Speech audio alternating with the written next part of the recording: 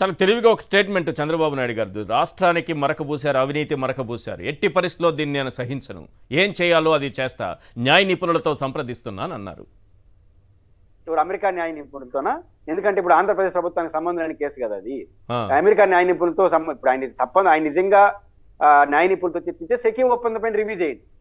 గతంలో సెకీగా పీపీఎల్ ద్వారా చంద్రబాబు నాయుడు గారు కొన్ని ప్రైవేట్ కంపెనీలతో ఒప్పందాలు చేసుకున్నాడు. జగన్మోహన్ రెడ్డి గారు ఇప్పుడు సెకీతో ఒప్పందం. ఎప్పుడైనా ఈశ్వర్ గారు బేసిక్ గా 4 కంపెనీలు మనకు వచ్చాయనుకోండి టెండర్లో, లోయెస్ట్ దానికి మనం ఒప్పందం చేసుకుంటాం. తప్పు ఎక్కడ జరుగుతుంది?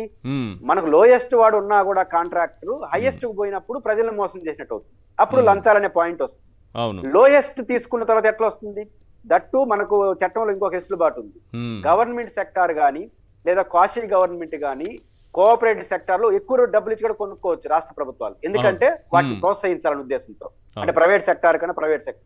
ఈ లాజిక్ చూసుకున్నప్పుడు సెకీ ఒక గవర్నమెంట్ ఏజెన్సీ, ఎస్పీడీసీలో ఒక గవర్నమెంట్ ఏజెన్సీ, జగన్మోహన్ రెడ్డి గారి ప్రభుత్వం ఒక 3 గవర్నమెంట్ ఏజెన్సీల మీద ఒప్పందంలో ఎట్లా చెప్తారు మీరు? ఇంకొక ప్రైవేట్ ఏజెన్సీ ఏదైనా సరే ₹2.49 సెకీ వాళ్ళ ద్వారా ఉత్పత్తి అవుతుంది తీసుకుంటున్నారు, ఇంకొక ఎల్ఐఓ పుల్లయో కంపెనీ వస్తా ఉంది, దానికి ₹2 వస్తుందని చూపించని ఊరిని వచ్చారా?